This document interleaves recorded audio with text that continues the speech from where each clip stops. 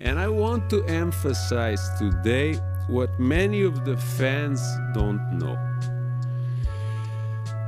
I wholeheartedly believe, we all do, that the changes we will announce now are exactly the required next step in European football's evolution. So we urge everyone, from the millions of football lovers around the world's media gathered in this call today, politicians, and football's governing bodies, to stand tall with us as we do everything in our power to ensure this never ends up in fruition. They are exciting, and their heart retain the values of the game that we all love. Right, we've got some breaking news to bring you now, and that is that the PGMOL have acknowledged that VAR made a mistake. Unsurprising, but what can you tell us? Well, look, straight after the game, PGMOL chief Howard Webb.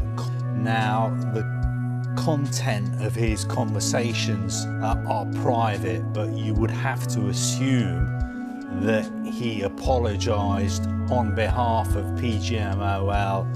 Can I ask you about some of the things that you've brought in? As you say, you started in December. We've seen apologies, or you might want to call them acknowledgements in your language, to clubs for errors that are being made. Do you think that is are you still convinced that is the right approach? Once you start acknowledging, when do you actually stop?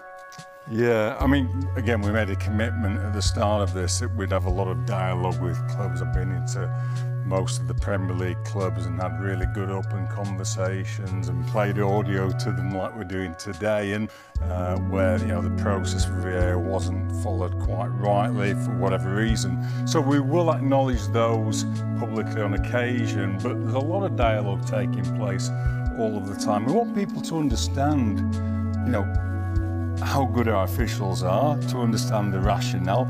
People might not always agree with the final outcome, but I think when they can hear the rationale, they see the process, they're much more prepared to accept the final decision in those circumstances.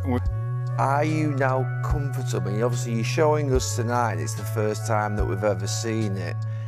What's it going to take for you to make that decision, or the game to make that decision, whereby after a game where there's been a controversial incident or there's been something that people don't like, where you just release the footage transparently of the big decisions, that would probably clear up that it's just genuinely an error that's been made, a human error.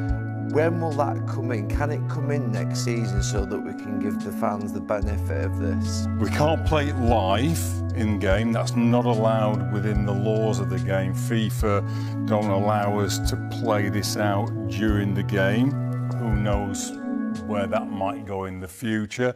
As we've drawn that curtain back to reveal the way that the officials work together as a team, how they communicate, some of the rationale for some of the decisions that have been taken. We've tried to show you a range of situations. How do you decide what referee you would put on a certain game, who you put on VAR? Is it fair to say certain officials are not as good in the VAR hub as other ones? You have to take that into account when you sort of picking maybe who does what games? Yeah, we obviously look at people in training.